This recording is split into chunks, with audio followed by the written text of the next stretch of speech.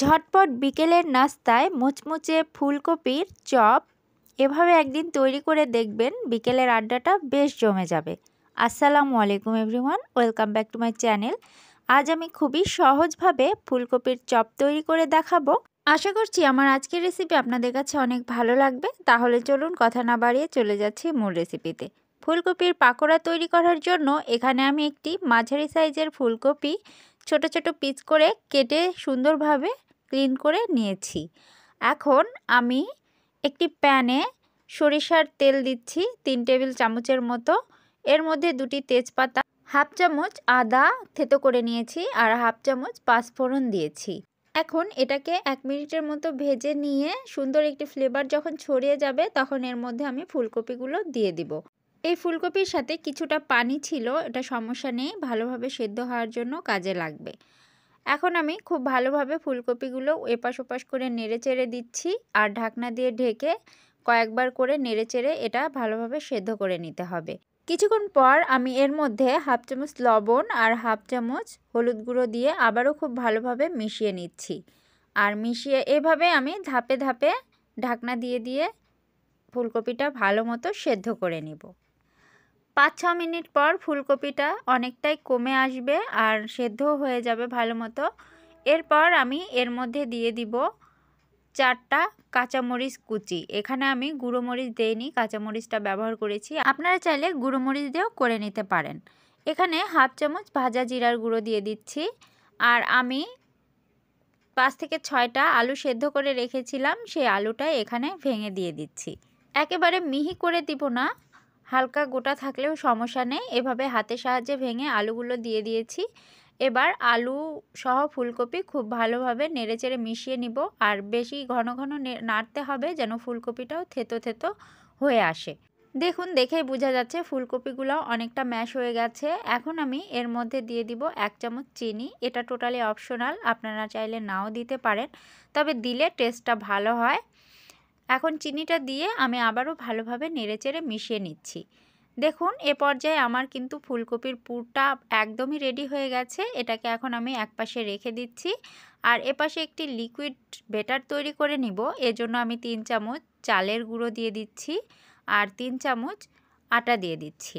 আপনারা চাইলে এখানে কর্নফ্লাওয়ার আর ময়দাটাও ব্যবহার করতে পারেন। এর মধ্যে অল্প অল্প পানি দিয়ে একটি লিকুইড ব্যাটার তৈরি করে নিব। আর এর ঘনত্বটা আমি আপনাদেরকে দেখিয়ে দিচ্ছি। খুব বেশি পাতলা বা খুব বেশি ভারী হবে না, মিডিয়াম সাইজের একটি ব্যাটার তৈরি করে নিচ্ছি দেখুন। আর এই ব্যাটারটার মধ্যে আমি সামান্য পরিমাণ লবণ দিয়ে মিশিয়ে নিচ্ছি। এখন এই ব্যাটারটাও রেডি হয়ে গেছে, এর ঘনত্বটা ঠিক এরকম থাকবে। এটাকেও একপাশে রেখে দিচ্ছি। এখানে আমি 1 প্যাকেট বিস্কুট গুঁড়ো করে নিয়েছি, 10 টাকা দামের বিস্কুট। আপনারা চাইলে টোস্ট বিস্কুটও গুঁড়ো করে নিতে পারেন। আর আগে থেকে যে আমি ফুলকপিটা ভেজে রেখেছিলাম সেটা এভাবে হাতের সাহায্যে গোল করে নিয়ে চপের একটি শেপ দিয়ে নিচ্ছি। আপনারা আপনাদের পছন্দ মতো ডিজাইন করে দিতে পারেন, তবে আমি এভাবে গোল গোল শেপ দিয়ে নিয়েছি। এখন এটা বিস্কুটের গুঁড়োয় কোট করে নিচ্ছি। এভাবে করে প্রথমে বিস্কুটের গুঁড়ায় কোট করে নিব। এরপর কোট করে নেওয়া হয়ে গেলে সরাসরি এটা আগে থেকে ওই লিকুইড ব্যাটার তৈরি করে রেখেছিলাম ওর মধ্যে দিয়ে দিব। চামচের সাহায্যে একবার এই ব্যাটারটার মধ্যে দিয়ে এপিট ওপিট উল্টা করে চামচের সাহায্যে আবার তুলে নিব, তাহলে হাতে লাগবে না। আর যদি হাতের সাহায্যে করেন, একবার বিস্কুটের গুঁড়ায় আবার একবার এই লিকুইড ব্যাটারে, এটা ঝামেলা হয়ে যাবে। এজন্য চেষ্টা করবেন চামচের সাহায্যে এভাবে তুলে আবারও বিস্কুটের গুঁড়ায় আমি এটাকে কোট করে নিচ্ছি। আর ঠিক এভাবে সবগুলো চপ রেডি করে নিতে হবে। এরপর এগুলোকে ভেজে নিতে হবে। তো এগুলো আমার রেডি। এখন আমি এগুলোকে ভেজে নিব। ভেজে নেওয়ার জন্য একটি প্যানে আমি পর্যাপ্ত পরিমাণের তেল প্রথমে ভালোভাবে গরম করে নিয়েছি। এরপরে এর মধ্যে আমি চপগুলো দিয়ে দিচ্ছি, তবে যে কয় পিস আপনাদের প্যানে ধরবে সে কয় পিস দিয়ে ভেজে নেবেন।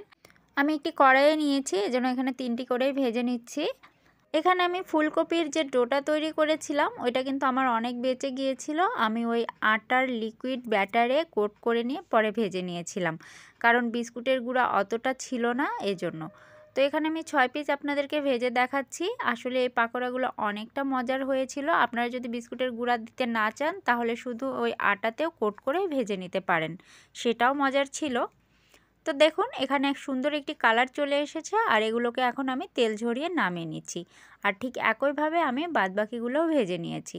তবে আমি সাইজে একটু বড় বড় করে বানিয়েছিলাম, এজন্য 6টাই হয়েছে। আপনারা যদি ছোট করে বানান তাহলে ওই বিস্কুটের গুঁড়া দিয়ে আরও কয়েকটা বানিয়ে নিতে পারবেন।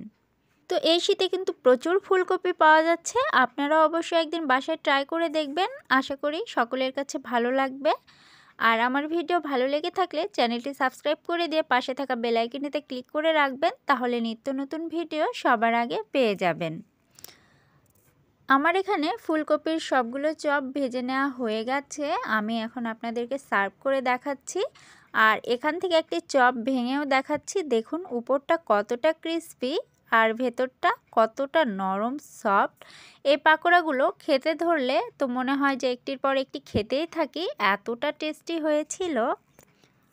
আজ আর কথা বাড়াচ্ছি না, আজকের মতো এখানেই বিদায় নিচ্ছি। সবাই ভালো থাকবেন, সুস্থ থাকবেন। আল্লাহ হাফেজ।